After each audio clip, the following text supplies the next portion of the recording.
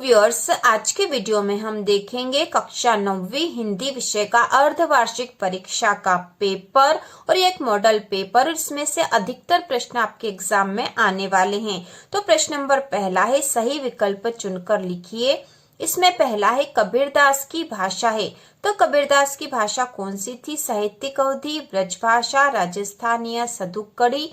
तो इसका उत्तर आएगा सदुक्कड़ी। कबीरदास की भाषा को सदुक्कड़ी भाषा कहते हैं क्योंकि उनकी भाषा में अन्य भाषाओं के शब्दों का भी प्रयोग हुआ है। मिली जुली भाषा है, इसलिए उसे सदुक्कड़ी भाषा कहा जाता है। इसके बाद दूसरा है, काव्य की शोभा बढ़ाने वाले तत्वों को कहते हैं। काव्य की शोभा बढ़ाने वाले तत्वों को कहते हैं। तो इसका उत्तर होगा अलंकार। काव्य की शोभा बढ़ाने वाले तत्व अलंकार कहलाते हैं। इसके बाद अगला प्रश्न है, एकांकी में अंक होता है। तो एकांकी में कितने अंक होते हैं? 1, 3, 5 या एक भी नहीं। तो इसका उत्तर आएगा 1। एकांकी में 1 अंक होता है। इसके बाद अगला प्रश्न है, जो पढ़ा लिखा न हो उसे कहते हैं। जो पढ़ा लिखा न हो उसे कहते हैं पढ़ाकू, अनपढ़, वाचाल या बुद्धिमान। तो इसका आएगा अनपढ़। जो पढ़ा लिखा न हो अनपढ़। अगला है, लेखिका मृदुला गर्ग ने अपनी नानी को क्यों नहीं देखा। तो लेखिका ने अपनी नानी को क्यों नहीं देखा था? नानी घर छोड़कर चली गई थी, नानी मायके चली गई थी, नानी स्वर्ग सिधार गई थी या लेखिका को दिखाई नहीं देता था। तो इसका उत्तर होगा नानी स्वर्ग सिधार गई थी। अगला है, छायावाद के प्रमुख कवि हैं। तो छायावाद के प्रमुख कवि कितने हैं? 4, 6, 8 या 5। तो इसका उत्तर होगा 4।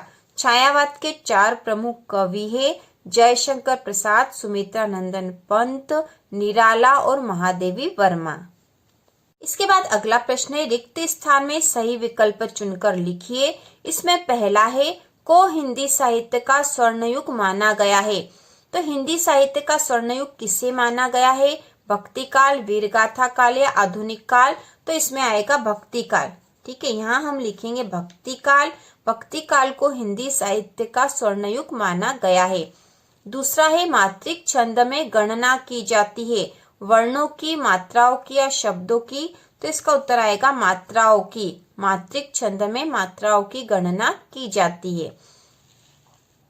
तीसरा है, फोटो में प्रेमचंद के साथ उनकी भी है पत्नी, बेटी या बहन। तो यहाँ आएगा पत्नी।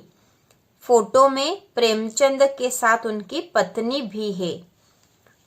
सदाचार का विलोम है। तो सदाचार का विलोम क्या होता है? हमें यहाँ पे इनमें से देखकर यहाँ लिखना है, आचार, दुराचार या विचार। तो इसका उत्तर होगा दुराचार। सदाचार का विलोम दुराचार।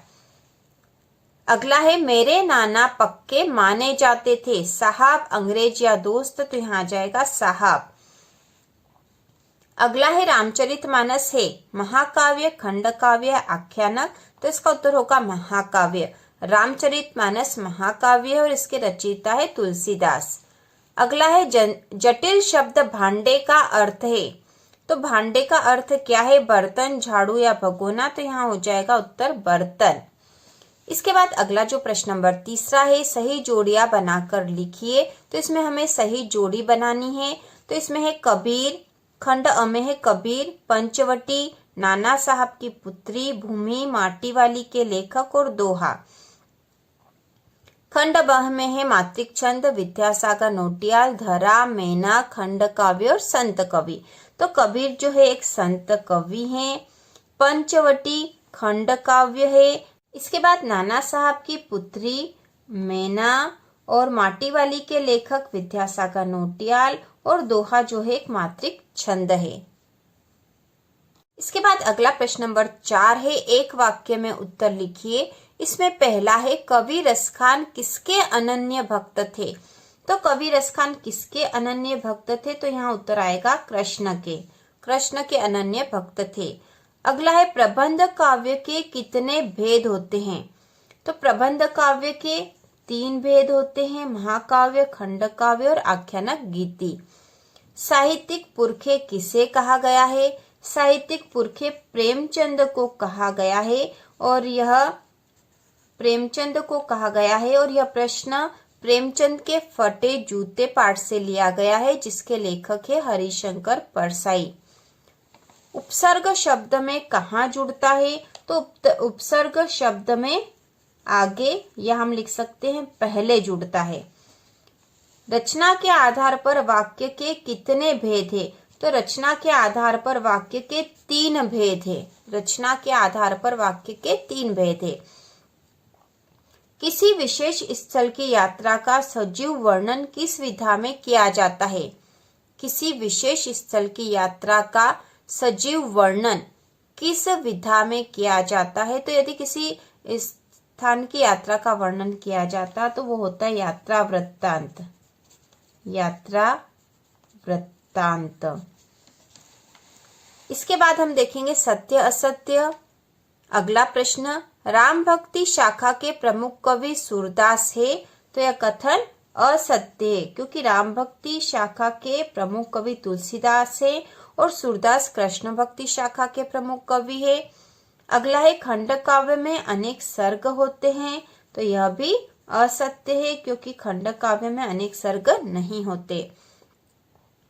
तुलसीदास भक्ति काल के कवि हैं, तो यह कथन सत्य है, तुलसीदास भक्ति काल के कवि है। प्रेमचंद के जूते फटे थे, तो यह भी सत्य है, क्योंकि प्रेमचंद के जूते फटे थे। किरण शब्द का पर्यायवाची शब्द रश्मि है, तो यह सत्य है, किरण का पर्यायवाची रश्मि है।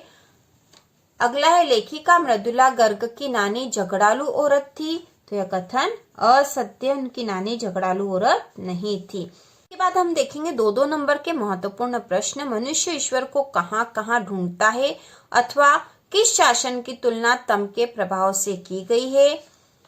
अलंकार की परिभाषा लिखिए, अथवा रस के कितने अंग है, प्रत्येक का नाम लिखिए। तो ये सारे जो प्रश्न है चैनल के प्लेलिस्ट में उपलब्ध है, नीचे डिस्क्रिप्शन में लिंक में भी दे रखे हैं। आप आसानी से इनके उत्तर आसानी से याद कर सकते हो उनको देखकर।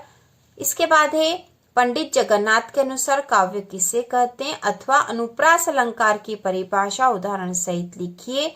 अगला है कहानी एवं उपन्यास में कोई 2 अंतर लिखिए, अथवा एकांकी नाटक में कोई 2 अंतर लिखिए। इसके बाद जो अगला प्रश्न है, प्रेमचंद जी की भाषा शैली की किन्हीं 2 विशेषताओं को लिखिए। इसके बाद अगला प्रश्न है, कांजी होश में पशुओं की हाजिरी क्यों ली जाती थी। निपात शब्द से क्या आशय, उदाहरण सहित लिखिए। इसके बाद जो हम एक और महत्वपूर्ण प्रश्न देखेंगे वह है अपठित गद्यांश को पढ़कर नीचे लिखे प्रश्नों के उत्तर लिखिए। तो यहाँ पे अपठित है, एकल परिवारों के चलन से मित्रता का महत्व और अधिक बढ़ा है। संयुक्त परिवारों के अभाव में विपरीत परिस्थितियां मित्रता की मांग करती है। चूंकि मनुष्य एक सामाजिक प्राणी है, अतः उसके सामाजिक विकास में मित्र की अहम भूमिका रहती है। परिचित तो बहुत होते हैं, पर मित्र बहुत कम हो पाते हैं, क्योंकि मैत्री एक ऐसा भाव है जिसमें प्रेम के साथ समर्पण और त्याग की भावना मुख्य होती है। मैत्री में सबसे आवश्यक है परस्पर विश्वास। तो यहाँ पे प्रश्न दे रखे हैं, उपयुक्त गद्यांश का उपयुक्त शीर्षक लिखिए। तो यहाँ का उपयुक्त शीर्षक हो जाएगा मित्रता, क्योंकि यहाँ मित्रता के बारे में ही बताया गया है। इसके बाद अगला प्रश्न है, मित्रता का महत्व अब क्यों बढ़ गया है। तो इसका उत्तर होगा, पहली लाइन में ही लिखा था, एकल परिवारों के चलन से मित्रता का महत्व और अधिक बढ़ा है। ठीक है, तो ये दूसरे का आंसर हो जाएगा। और उपयुक्त गद्यांश का सारांश लिखे, तो ये सारांश हमें इसमें से ही जो मुख्य मुख्य वाक्य वो लिख देने हैं, तो इसका सारांश हो जाएगा। इस प्रकार से अपठित गद्यांश है और आसानी से हम इसको हल कर सकते हैं। तो इस प्रकार हमने अब पेपर देख लिया, अर्धवार्षिक परीक्षा का मॉडल पेपर। इसी के अनुसार आपका पेपर आने वाला है। तो इसी प्रकार के और वीडियो देखने के लिए, कक्षा 9वीं की संपूर्ण तैयारी के लिए चैनल को सब्सक्राइब कीजिए।